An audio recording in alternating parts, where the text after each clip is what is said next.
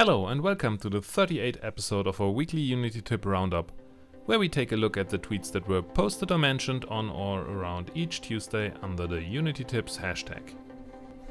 And it happened. September is over and apparently nobody woke up that Green Day guy.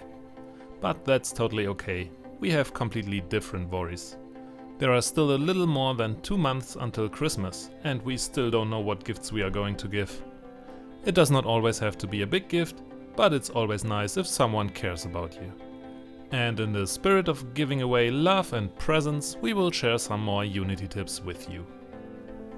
In this episode we gathered 5 of the tweets that were posted, shared or retweeted around 4th of October 2022.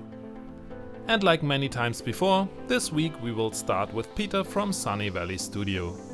Even though you often just want to stay in the background and not be seen, that might not be the best choice for usability in your game. Well, unless you're working on a stealth game like Metal Gear Solid or something like that.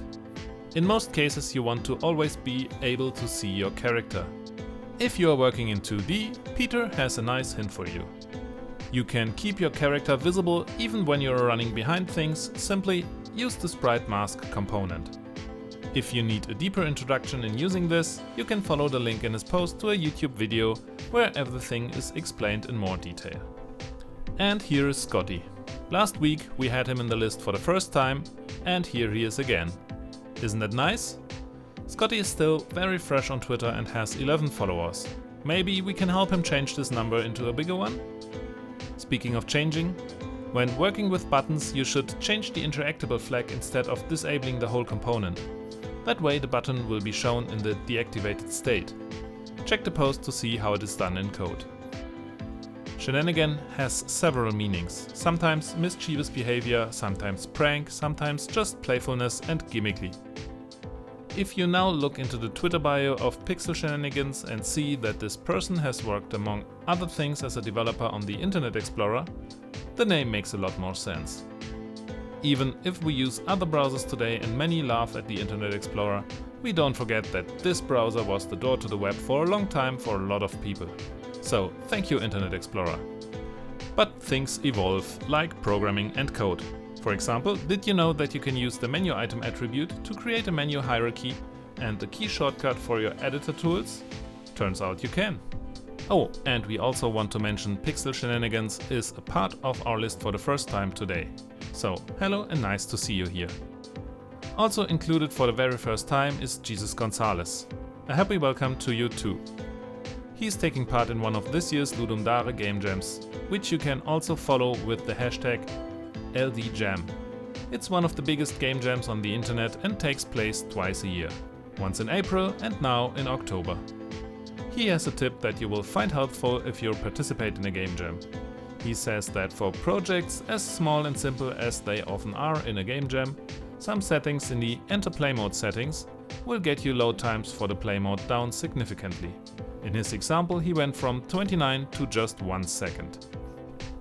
To see the options he meant, check out the screenshot. Please keep in mind that these options change how the play mode works. So if you encounter strange behavior, check if you need to revert these.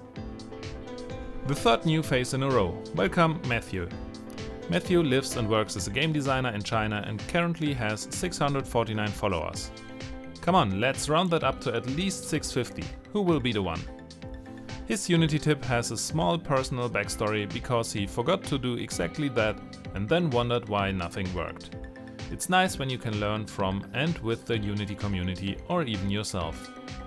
If you are using scriptable objects and use OnValidate to initialize some internal states upon changing values in the editor, don't forget that OnValidate is not called in a build. We hope this reminder helps you too. Thanks for the tip. And as always, after some nice tips from the community, we will fill in for the last spot. And for this week our good intentions got the better of us. But as always, the community came in to give more context on their concerns and a healthy discussion was made under our tip. What we tried to convey was an option to work with a constantly changing list. Usually, if you are iterating through lists and change their contents, this will break the iterators. And you may end up with an error or garbage data. Our proposal for a quick fix was to use the ToArray method to create a copy and only apply the changes to the original list. Our code example was chosen to be very minimalistic, and the community quickly picked up that in this case it should be handled much differently, in a way that is way less memory expensive and much faster. It was also quickly pointed out that creating a copy shouldn't be a go-to solution for handling lists. And we have to admit that we could have chosen a better example with a more complex behavior to really show where our tip could shine. But as we said earlier, the discussions are always a great way to learn new things, and we are thankful for the community members who enriched our tip with their comments. Thank you!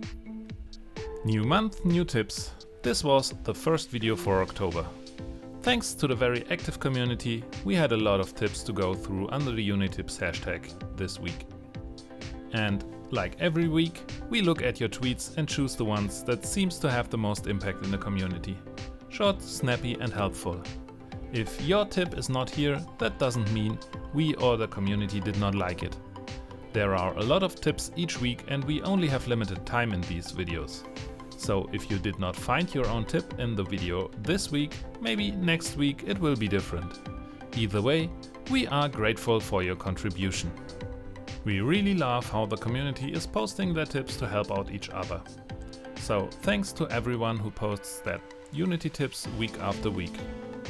A special thanks to the 5 community members who are represented in the video this time.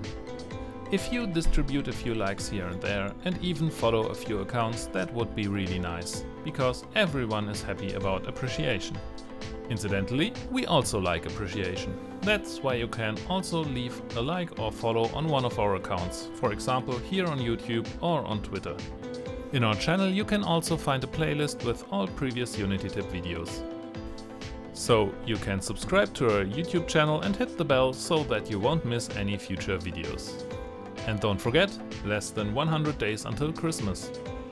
For any questions, comments, recommendations or requests, please use the comment section. Thank you for your time and see you next week.